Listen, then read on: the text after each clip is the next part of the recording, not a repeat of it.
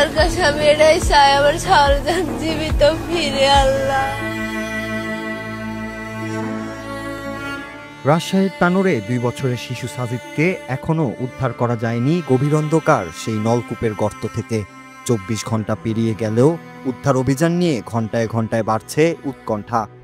বুধবার দুপুরে মায়ের পেছনে পেছনে হাঁটতে গিয়ে হঠাৎ বাড়ির পাশের মাঠে একটি পরিত্যক্ত নলকূপের গর্তে পড়ে যায় শিশুটি। গর্তটি খড় দিয়ে ঢাকা থাকায় মা ছেলে কেউই বুঝতে পারেনি সামনে এমন বিপদ ওত পেতে আছে তাদের জন্য।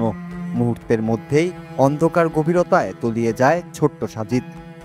আর উপর থেকে তার অসহায় আর্তনাদ শুনতে পান মা রুনা খাতুন। প্রথমে উদ্ধার কাজ শুরু করে স্থানীয়রা, পরে যোগ দেয় ফায়ার সার্ভিসের 5টি ইউনিট। কিন্তু পুরো রাত পার হয়ে বৃহস্পতিবার দুপুর পর্যন্ত শিশুটিকে উদ্ধার করা সম্ভব হয়নি। ফায়ার সার্ভিসের দেয়া নতুন তথ্যে জানা যায়, যেখানে সাজিদ আটকা পড়েছে সেই গর্তের গভীরতা 150 থেকে 200 ফুট।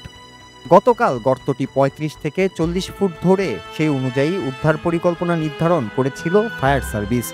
আজ সেই গর্তের গভীরতা বলা হচ্ছে 150 থেকে 200 ফুট। অথচ ফায়ার সার্ভিস এখন পর্যন্ত খনন করতে পেরেছে মাত্র 40 ফুট।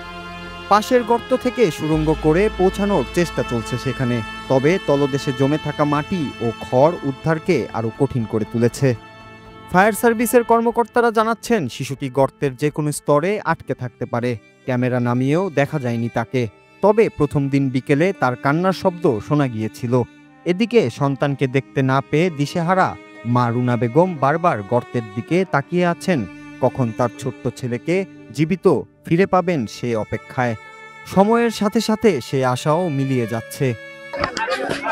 কালকে আমার একটু খেয়াল নাই যে বাচ্চা ওখানে পড়ে যাবে, এই খোলা মেলা মানুষের আসা লাড়া ওখানে ঠিকই দেয়া থুইছে, পরে লাড়া দিয়া ওই গর্তটা কেমন হয় মানে ইয়ে হয়ে গেছে, পা দিলেই যেন ঢুকে যাবে এরকম হয়ে আছে লাড়া। ওখানে মটর পুঁততে মটর পুঁততে দিছিল, পরে পানি উঠে দেখে ওটা বাদ দিছে।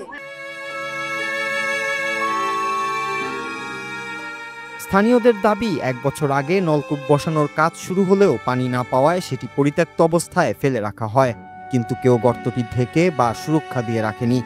সে অবহেলাই আজ প্রাণ সংকটে ফেলেছে ছোট্ট সাজিদকে। উদ্ধার কাজে প্রয়োজনীয় শক্তিশালী এক্সকেভেটরও মিলছে না বলে সময় আরও বেড়ে যাচ্ছে। তানোর থেকে মোহনপুর পর্যন্ত ছুটে ছোট 2টি এক্সকেভেটর এনে কাজ চালানো হলেও এখনও পৌঁছানো যায়নি শিশুটির কাছে। আর এভাবেই প্রতি মিনিটে বেড়েই চলছে অশান্তির ভারী অপেক্ষা। Noor Raju, Bangla TV news desk.